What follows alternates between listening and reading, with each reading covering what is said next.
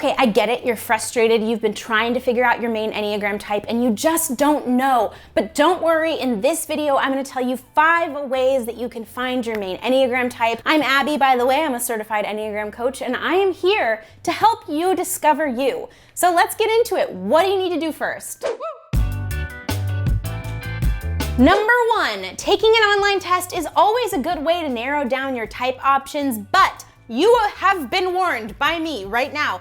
Online tests are not always accurate. Okay, my unpopular opinion is maybe we should be relying way less on online tests for how to find our main Enneagram type. I mean, many people, myself included, find it illuminating just to read a reputable book about the Enneagram. That's how I found out my Enneagram type. In fact, I was reading this book and I got to type 3 and I was like, holy self-awareness, that's me. That said, online tests are still a great way to narrow down your type options. So here are 4 different online tests that I recommend. Number 1, the Enneagram Institute. The cost of this is $12 and it is a simple test with a solid overview of each type. Number 2 is Truity. It is a free test, but it will ask you to pay $29 to get more in-depth resources when you get your Enneagram type. Full disclosure, Truity partners with me. I'm an affiliate with them. I love the team over there. It's all women and big fan. They're not sponsoring this video, but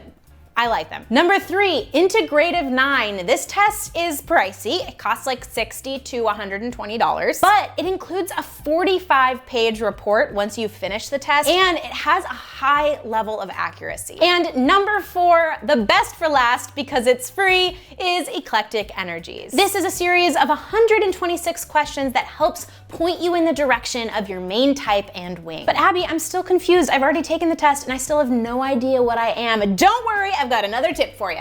Number 2, process of elimination. I want you to read in-depth descriptions of all 9 types and ask yourself these questions.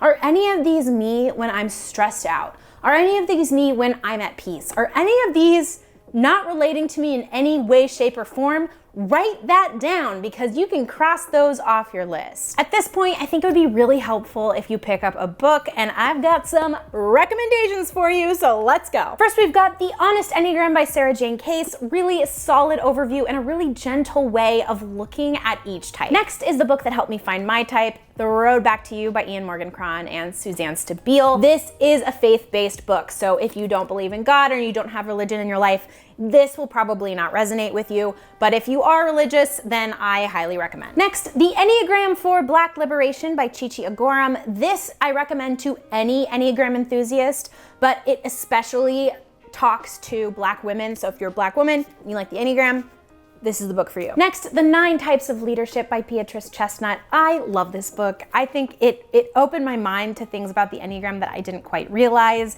It looks at all of the subtypes of the Enneagram types, and for all of us, like most of us are working, and and that is a daily thing that we're dealing with, and most of us are either leading or being led, so looking at it through a lens of leadership can be really, really helpful. And lastly, another work kind of leadership-based book that I really enjoy, it just came out, is The Enneagram at Work by McPartlin, Unlocking the Power of Type to Lead and Succeed. So I find this really well written, it's fun, it's easy to read, and I enjoy it. Still confused about your type? Don't worry, on to the next tip.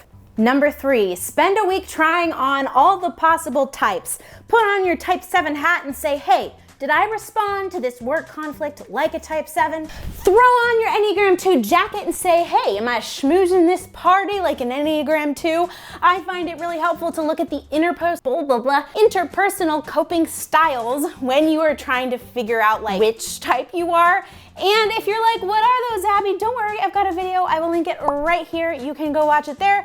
And also, let's go to the next step. I'm out of breath because I'm out of shade. Okay, let's talk about tips number 4 and 5 for finding your Enneagram type. But before you do that, did you know I have an Instagram? And I'm always talking with you guys on here in the DMs and posting resources and all these cool things about the Enneagram. So if you wanna learn more, follow me there at Enneagram with Abbey. Number 4, looking at the centers of intelligence triad. Are you the kind of person who reacts from your gut and you're always thinking about what is the next action to do? Or are you the type of person who likes to really think about things and go through mental analysis before making a decision? Or are you somebody who relies on your heart and your feelings to tell you what decisions to make? Figuring out which triad you're in narrows your main Enneagram type down to 3 types, okay? So if you can figure out if you're head, heart, or gut, that is going to be an important key to finding your main type. And number 5, understand the why. The thing that sets the Enneagram apart from other personality typing systems is it looks at the internal motivations. It looks at the why we do the things that we do